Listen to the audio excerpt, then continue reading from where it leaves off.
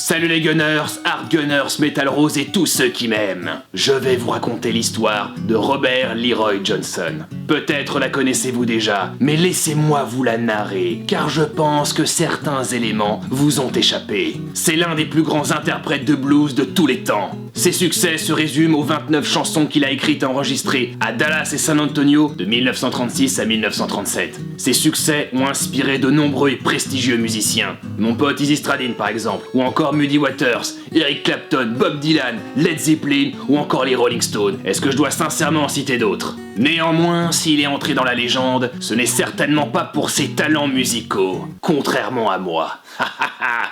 Ouais mais toi Axel, c'est pour tes retards. Oh mais ça va, c'est bon Ozzy, tu vas te taire, oui ? Le mythe autour de Robert Johnson vient du fait qu'il aurait acquis sa virtuosité après avoir pactisé avec le diable. Au tout début de sa carrière, il était un piètre musicien, souvent moqué par ses pairs. Frustré, il va disparaître pendant 2 ans, et à son retour, il est métamorphosé. C'est devenu un guitariste hors pair. Son House, l'un des pionniers du blues, qui était pourtant l'un de ses grands détracteurs, dira de lui qu'il est dépassé par ses performances. De ses progrès stupéfiants va naître la légende du pacte avec le diable, à une époque où le voodoo est encore très vivace dans la communauté noire du Mississippi. Robert Johnson va en profiter pour asseoir sa légende.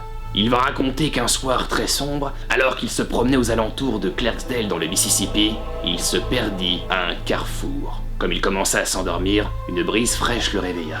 Et au-dessus de lui, il vit une ombre immense. Effrayé, il resta comme paralysé. Sans un mot, l'ombre se pencha, prit sa guitare, l'accorda, joua quelques notes divines avant de lui rendre l'instrument et de disparaître dans le vent noir du sud. Après une carrière éclair mais flamboyante, Robert Johnson meurt en août 1938 à l'âge de 27 ans. De fait, il deviendra le premier musicien du Club des 27 à mourir prématurément. Quoi ? Mais comment ça, vous savez pas ce que c'est le Club des 27 ? Allez voir sur internet, je vais pas tout vous expliquer non plus. Plus étrange encore, il semble que Robert Johnson lui-même ait entretenu son mythe en glissant des traces ésotériques dans ses chansons. Au moins 6 de ses morceaux contiennent des références au diable ou au paranormal. Ainsi, dans Me and the Devil Blues, il chante « Le diable et moi marchions côte à côte ». Me and the devil was walking side by side. Voici également un extrait troublant de sa chanson « Hellhound on my trail ».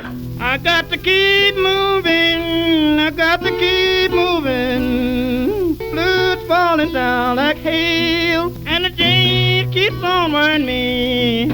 There's a hellhound on my trails. Le Hellhound est une créature mythologique chargée de collecter les âmes de ceux qui ont pactisé avec le diable. Mais toute histoire cache une vérité, et je laisse le gardien du métal vous la raconter. Merci Axel.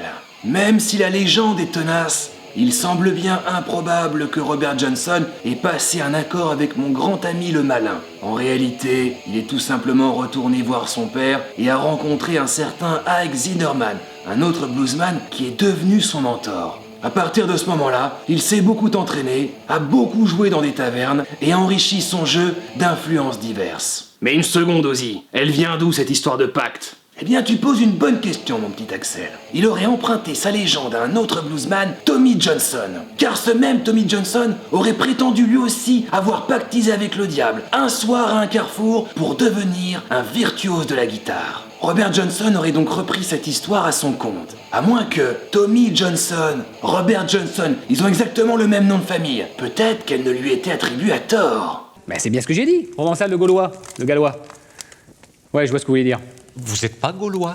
Ouais, je me suis gouré. En tant que grand gardien du métal, je vais revenir dans mon univers. Sachez que dans le voodoo, ravivé dans les États du Sud par les esclaves, il existe un loi, c'est-à-dire un esprit, nommé Legba ou Papa Legba, dont le nom le plus connu est Maître Carrefour. It's not the hell, it's your hell. C'est un esprit de la destinée, identifié comme le diable par mes grands copains là, les missionnaires catholiques. Non mais franchement, eux, ils voient le diable partout. Genre t'as les cheveux longs, tu joues de la guitare, ça y est, t'es un démon.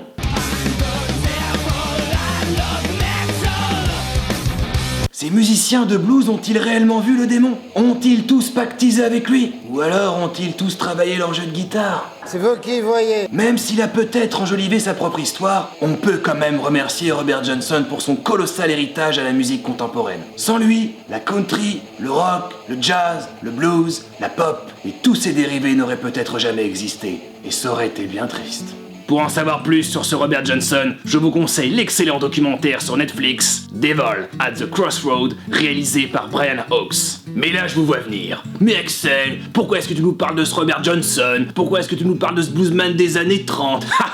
Tout simplement pour vous présenter l'un de mes films préférés qui s'inspire de l'histoire de Robert Johnson, Crossroad, réalisé par Walter Hill en 1986. Dans ce film, le personnage principal est interprété par Ralph Macchio, le Karate Kid en personne, qui cette fois va exceller à la guitare et non à tataner William Zabka. You win. Eugene Martin est un jeune guitariste de 17 ans, étudiant à la Juilliard School de New York. Fan de blues, c'est en faisant de multiples recherches pour ses cours qu'il va découvrir l'histoire légendaire du guitariste-chanteur Robert Johnson. Vous connaissez maintenant sa légende, et le film, lui, en rajoute une nouvelle. Légende sur légende, Robert Johnson, qui je le rappelle n'a composé que 29 chansons, en aurait composé une 30e. Dans sa quête pour trouver cette fameuse chanson, Eugène va rencontrer Willie Brown, un vieil harmoniciste qui aurait collaboré avec Robert Johnson.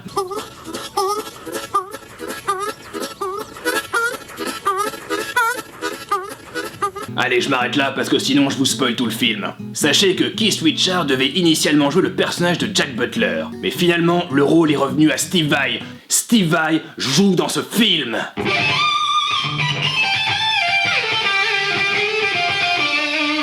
You lose. Et puis Ralph Macchio a été capable de jouer tous les morceaux en playback sans faire d'erreur.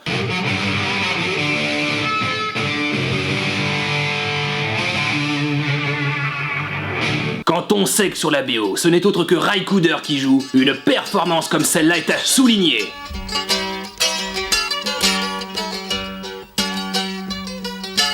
Merci beaucoup d'avoir regardé cette vidéo. Merci à toi aussi d'être passé. N'oubliez pas de liker et partager. On se voit la semaine prochaine. Et comment il finit ces vidéos déjà, Ivan? Ah oui, lisez de la musique, écoutez des comics, soyez passionnés, restez fêlés.